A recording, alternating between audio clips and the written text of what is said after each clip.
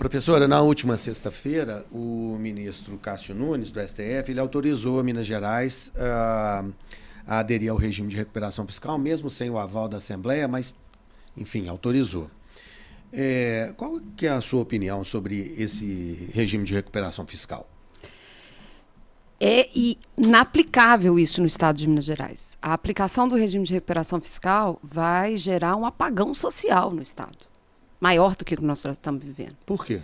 Porque isso vai representar uma redução de investimento na saúde, na educação, na habitação, que já não tem praticamente investimento nenhum, porque não se investe em habitação no estado, né?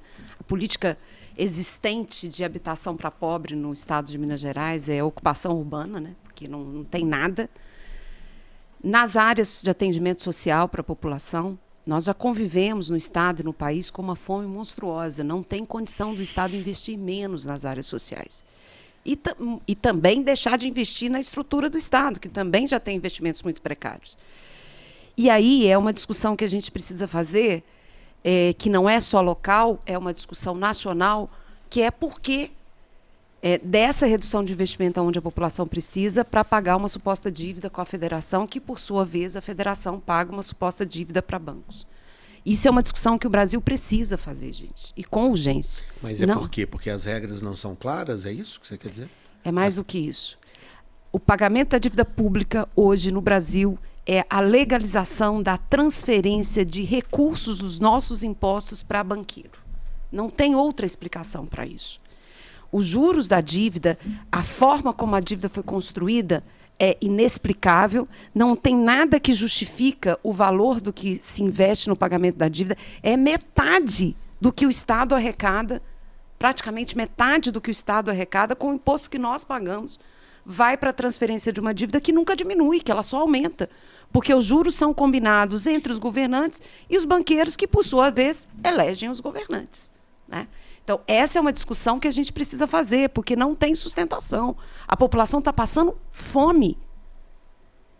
Passando fome. E quase metade do que a gente paga, como eu disse, de imposto, porque quem paga imposto no Brasil é trabalhador, vai para banqueiro, ao invés de ir para suprir as necessidades da população. Mas aí...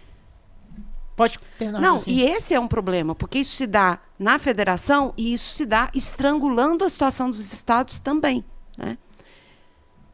Mas a senhora fala, né? Critica o regime de recuperação fiscal. Isso é uma crítica vista comumente nos opositores do Zema. Tem gente que defende uma saída política, bater na porta de Brasília e dialogar. Mas pelo que eu tô entendendo, a senhora, se eleita, declararia moratória?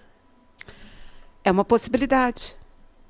Aliás, eu não sei se é uma possibilidade. Eu acho que talvez seja uma necessidade. Talvez a única saída para o Estado. Talvez a única saída para o Estado e para o país. Mas eu volto a dizer o que eu já disse nas questões anteriores, gente. Nós temos um programa para Minas Gerais. Temos um programa mesmo, né? Estamos terminando de construir o afinamento desse programa.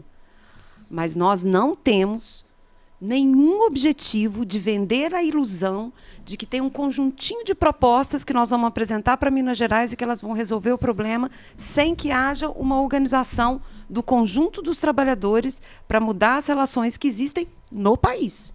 Se a senhora declara moratória, não fecha as portas com a União? As portas estão abertas? Na boa, vamos ver como é que está a situação do Estado? Veja bem, gente, o Estado, Zema recorreu ao Tribunal de Justiça, que, aliás, né, legisla em alguns momentos, para não pagar um salário de R$3.000 para professor com curso superior. Essa é a situação que nós vivemos, gente. O Estado já está com as portas fechadas. Qual é a condição? Olha, a dívida do Estado só aumenta, né, porque nós vivemos um processo em que a previsão da dívida de 2022 é monstruosa, né, do déficit vai ser monstruoso, a situação do Estado só piora, as condições de atendimento para a população só pioram. Tem portas abertas onde? Sim, o que eu quero dizer é que aí você implode totalmente as pontes de diálogo, né? Porque o Zema diz que o diálogo dele com o governo federal é para emplacar o regime de recuperação fiscal. Outras pessoas, o PT, por exemplo, diz que o diálogo é com o Congresso, com o Legislativo, para tentar uma saída política. Entende o que eu quero dizer? Entendo. No sentido de que você implode as pontes, aí você fica sem... Entendo Declara o que eu quero moratória, dizer. igual o Itamar fez. Declarou moratória, e aí como que fica? Qual o passo seguinte? Mas Entende? então, o que eu quero te dizer é que as pontes e o diálogo não estão sendo construídos para atender as necessidades da maioria da população, que é a população que trabalha. Com pontes e diálogo, a fome está aumentando. Com as supostas pontes e com supostos diálogos, nós temos um problema na região metropolitana que não se resolveu até hoje. Não tem metrô na região metropolitana, com todos os diálogos e pontes que foram estabelecidas, né? A situação dentro das escolas está piorando e não melhorando. A situação na saúde está um caos. O caos voltou a se estabelecer, né? Como eu disse várias vezes, a situação da moradia, da fome está aumentando, o desemprego está aumentando. Então, talvez essas supostas, esse suposto bom diálogo, essas supostas boas pontes precisam ser explodidas mesmo, para construir outras.